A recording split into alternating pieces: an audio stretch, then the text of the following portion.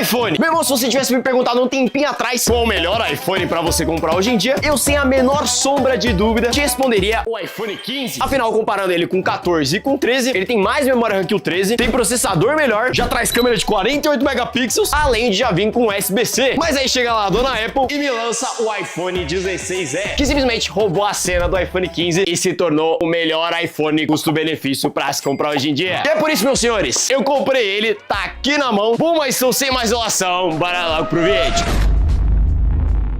Bom, vamos falar do ponto principal, principalmente quando a gente analisa iPhone, que é com relação ao preço, que torna ele, no caso, como eu falei, o melhor custo-benefício. Quando a gente analisa os mais baratinhos de todos, a gente obviamente vai pro iPhone 13. Nesse caso aqui, ele é um 13 Pro. O iPhone 13 acaba se tornando a opção mais barata e acessível que a gente tem dentre os iPhones novos. Usado ou não, eu vou mencionar. Você facilmente encontra ele na faixa aí dos seus R$3.500, até menos em promoção você consegue encontrar, o que, como eu falei, pra quem busca um iPhone baratinho é ok. Subindo na faixa dos 4.000, a gente já encontrava o iPhone 14. E como eu falei, ele não valia nem um pouco a pena. Isso porque ele era extremamente parecido com o iPhone 13, mudava muito pouco, a bateria, a diferença é ridícula. Ele tem um pouquinho mais de memória RAM, mas mantém o mesmo processador, mantém a mesma configuração de câmera, com basicamente o ponto principal realmente da memória RAM. E aí, meus senhores, que entrava o incrível iPhone 15. Isso porque por R$500 a mais, você já pegava esse carinha aqui, até um pouquinho menos você encontrava. E como eu falei, ele acabava se tornando muito mais completo por trazer configurações e diferenciais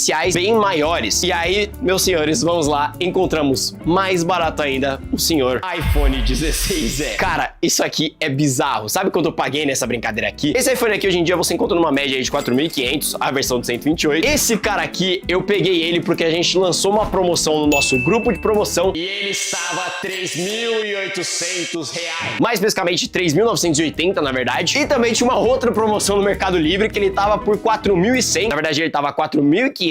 Só que você botar um cupom de desconto, ele descia pra 4.100. Inclusive, o link dos nossos grupos de promoção vai estar aqui na descrição. E é por isso que, cara, ele simplesmente roubou no quesito custo-benefício, porque ele ficou extremamente completo. Mas o que realmente muda? Bom, de unboxing a gente tem aquela experiência incrível, única, maravilhosa que a Apple sempre tem, que é de trazer uma caixa muito padrão, isso eu não reclamo. Mas basicamente na caixa vem o iPhone, um cabo e o manual. Só que um detalhe que eu percebi bem diferente é porque o manual e o cabo são outros. Basicamente, o manual, ele vem num formato mais arredondado, eu acho que é pra mencionar as novas linhas do iPhone 16, que basicamente tem aquele formato mais oval. Eu achei estranho, mas eu achei diferente. E o cabo, ele já é texturizado, em comparação com os outros modelos, que era um cabo liso, que inclusive era muito mais fácil de quebrar. Esse cabo, ele é bem mais resistente e, cara, sendo muito honesto, é um ponto bem positivo. E não só isso, veio um carregador no iPhone. Brincadeira, veio não. Bom, primeiro de design, na parte da frente, sendo muito honesto, ficou extremamente parecido e bem padrão Apple. No quesito de construção em si, não muda muita coisa. Afinal, nessa mesma imagem aí que vocês estão vendo, tem 3 iPhones completamente diferentes. E eu duvido vocês adivinharem qual que é o iPhone 16E. Eu vou te dar 3 segundos. Sim, esse é o iPhone 16E. A real é que a diferença entre eles ficou muito mínima, mas tem sim ainda uma diferença. Basicamente, a Apple aqui nesse iPhone resolveu optar pelo Note calvo, que é esse notezinho aqui que tem esse pingulinzinho aqui no meio. Enquanto se a gente comparar, por exemplo, com o iPhone 15, ele vem com aquele Note, que no caso é o Dynamic Island, que não é bem um Note, é mais uma borda em cima da câmera. Sendo muito honesto, não tem tanta diferença assim na prática, mas por experiência própria e na prática, eu prefiro muito mais o Dynamic Island. Eu achei ele um pouquinho mais útil pro dia a dia, embora não tenha tanta diferença assim. Na qualidade de construção em si também não mudou muita coisa, mas tem uma diferença, bem mínima, mas tem. No geral, no quesito de construção, eles são extremamente parecidos. Tem uma grande diferença a partir do 14 pro 15. Por exemplo, o 14 você vai perceber que ele tem uma borda muito mais brilhosa, enquanto o 15, a partir do 15, eles optam por uma borda um pouco mais fosca. Além disso, aqui se mantém a mesma qualidade de construção, que no caso é alumínio. Titânio a gente só vai ter no 15 a partir do Pro. Além disso, embora os celulares sejam extremamente parecidos no quesito de design, nas bordas, na traseira, o iPhone 16 ele é menos oval nas laterais, ou seja, ele é mais quadradão. Na pegada em si não dá pra sentir muita diferença, mas quando você coloca, por exemplo, em cima de uma mesa, é impossível deixar esse aqui reto, enquanto esse aqui, ele fica reto tranquilamente. Além disso, vale mencionar uma pequena diferença, que o 15 ele parece ser um pouquinho mais pesado do que o 16, ele parece estar um pouquinho mais leve. Já na parte da frente, aqui a gente mantém exatamente a mesma a padrão Apple, né? E aqui no caso vem uma tela de 6.1 polegadas OLED, que no caso é relativamente boa, só que com incríveis ainda 60 Hz de taxa de atualização, em pleno 2025, né? Além disso, obviamente, já vem também com a entrada USB-C, que venhamos convenhamos foi o melhor investimento que a Apple fez. Aquele Lightning Port era um saco. E um negócio estranho é que, como eu falei, o 15 ele é mais pesado, mas o iPhone 16e tem uma bateria maior. E aí, meus senhores, que começa a entrar o ponto que ele começa a se tornar o melhor custo-benefício. Isso porque quando a Apple lançou esse celular, ela automaticamente divulgou que ele teria a melhor bateria de todas dentre os iPhones com esse mesmo tamanho de tela. No caso é 6.1 polegadas. E realmente, tem uma melhora muito boa na bateria. Aqui a gente vai para uma bateria de simplesmente 3.961 mAh, o que para um iPhone desse tamanho é uma bateria muito boa. Que para um efeito comparativo, se a gente pegar o iPhone 13 ou o iPhone 15, eles têm uma média de 19 horas de reprodução de vídeo, a duração da bateria. Já esse carinha aqui, ele consegue aguentar 26 horas. São 7 horas de diferença, cara. É uma diferença muito boa. Só que, obviamente, nem tudo é um mar de perereca. Afinal, você ganha de um lado e perde de um outro. E aqui, no caso, a gente perde na câmera. Ligou extremamente acidental esse flash. Isso porque nosso incrível iPhone 16e tem uma única câmera. Obviamente, aqui a gente já tem uma câmera de 48 megapixels.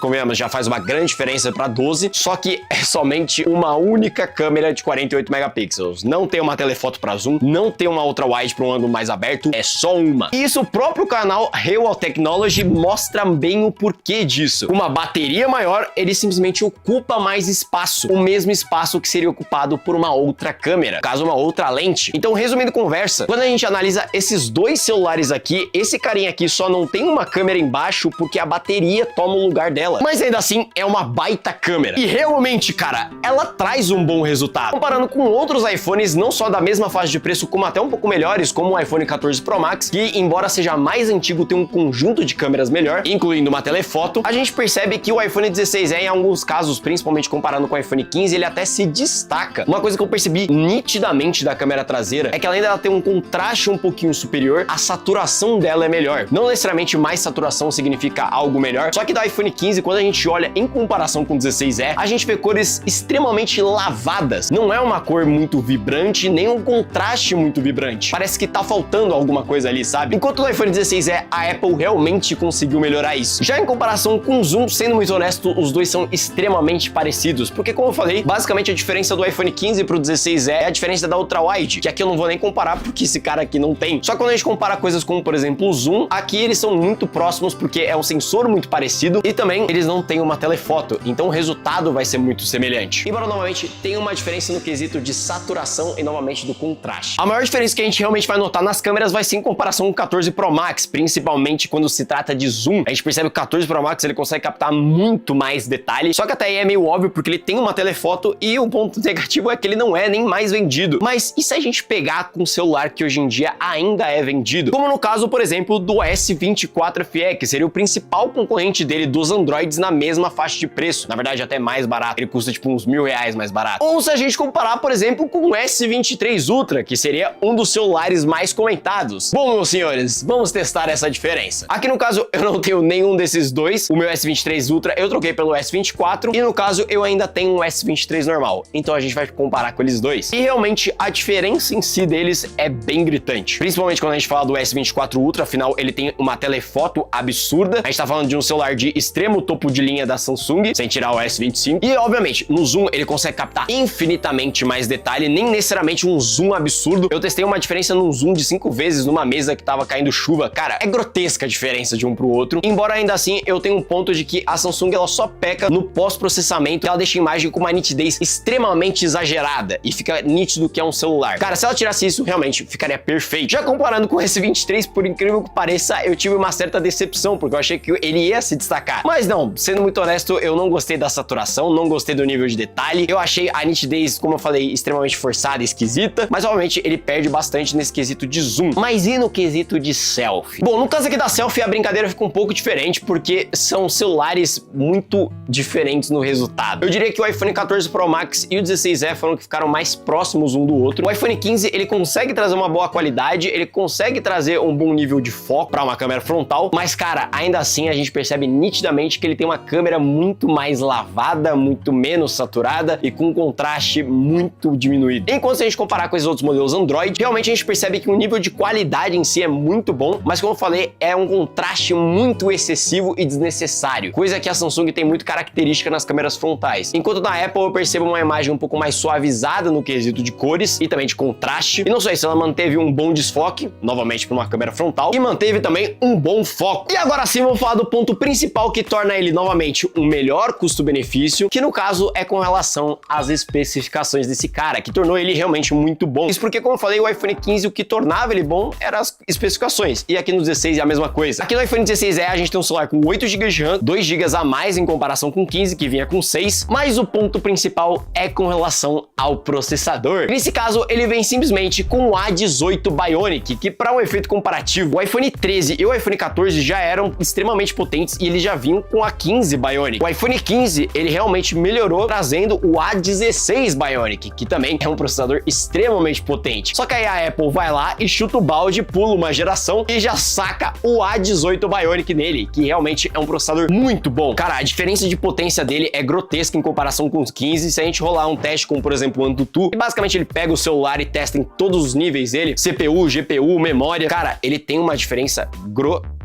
Um, se não me engano, bateu 130, enquanto o outro bateu 90. É uma diferença muito grande de um pro outro. Realmente, o A18 ele teve uma melhora muito boa. Embora não seja absurdamente em comparação, por exemplo, com o A17, ainda assim, foi uma melhora muito boa. Ele é melhor que um iPhone 16 normal? Não, embora seja o mesmo processador. Isso porque aqui, no caso, a Apple fez uma sacanagem, entre aspas, que no caso foi tirar um núcleo desse A18. Então, no caso, ele tem um núcleo a menos na GPU. Isso acontece também com o iPhone 13 e o iPhone 14. O iPhone 13, quando foi lançado, ele já vinha com a 15 e a Apple, para dizer que mudou alguma coisa no 14, colocou um núcleo a mais na GPU. Aqui no caso, ela fez o contrário. O que, se a gente analisar em testes, realmente tem uma diferença de um pro outro. O iPhone 16 normal, ele vai conseguir te entregar um pouco mais de desempenho. Na prática, muda porra nenhuma. Você não vai sentir a diferença na prática. Cara, um núcleo a menos na GPU, pra você que vai usar o celular pro dia a dia, até pra você que vai jogar, você não vai sentir uma diferença absurda. Sim, tem uma diferença, mas novamente, não é algo que você vai ficar notando no dia a dia. Só se você for realmente rodar um jogo extremamente pesado, se você for comparar um com o outro, você vai notar que um vai ter uma performance levemente superior, ou vai conseguir rodar com um pouco mais de tranquilidade. Mas pro dia a dia, novamente, porra nenhuma. E um outro questionamento, ele é mais potente que o Android? E a questão é, obviamente, depende do modelo, mas se a gente pegar a média, não. Comparando novamente com o S24 FE, que é um celular que custa R$1.000 a menos, ou até comparando com outros Androids também, se a gente comparar com o S23 Ultra, por exemplo, não, ele não é um processador mais potente, por exemplo. Ou até com mais potente ainda, no caso, por exemplo, o S24 FE, que vem com o Exynos 2400. Não, ele realmente toma uma surra. Porém, depende. Por exemplo, se a gente comparar em testes de single core e multicore, realmente os Bionics, no geral, eles dão uma surra em praticamente qualquer processador. Não necessariamente todos, mas na maioria eles realmente se destacam muito nesse ponto. O que, por exemplo, para tarefas no dia a dia, ele vai ser um processador um pouco mais eficiente. É o ponto que eu normalmente sempre cito nos vídeos. O iPhone não é necessariamente para quem quer jogar ou para quem quer ter a melhor potência de todas. Mas para trabalho, por exemplo, ele é um celular que atende muito bem. E é por isso, meus senhores, que ele acaba sendo o melhor custo-benefício que a gente tem atualmente. O mesmo preço que você gastaria no iPhone 15, que você gasta menos num 16E, que vai ter mais bateria, vai ter uma câmera muito próxima, apesar do fato de não trazer uma ultra-wide, em alguns casos vai fazer uma falta, mas além de uma bateria maior, ele tem também um processador melhor, que no caso é o A18, vai te entregar uma performance melhor, tem mais memória RAM, e novamente tudo isso custando R$4.000. E, novamente, não é um celular barato, mas levando em consideração a realidade que a gente vive aqui no Brasil, ele é um iPhone barato. Ele foi lançado por $600 lá nos Estados Unidos, o que arredondando dá um pouco mais de $3.000, dá quase 4.000 em alguns casos, depende da cotação. Então realmente ele é um celular, ele é um iPhone que atende muito bem pra quem busca um baratinho. E novamente vou deixar o link dele aqui na descrição, e não só isso, eu vou deixar o link dos nossos grupos de promoção, que foi onde eu encontrei ele por um preço muito bom. Bom, mas eu acho que é isso. Se você gostou desse vídeo, não esqueça de deixar o seu like, se inscrever no canal e ativar o sininho das notificações para não perder os próximos conteúdos. Eu mudei um leve detalhe no vídeo de hoje. Eu quero que vocês comentem o que vocês acham que mudou no vídeo. Mas eu acho que é isso. Eu fui por aqui, valeu e falou!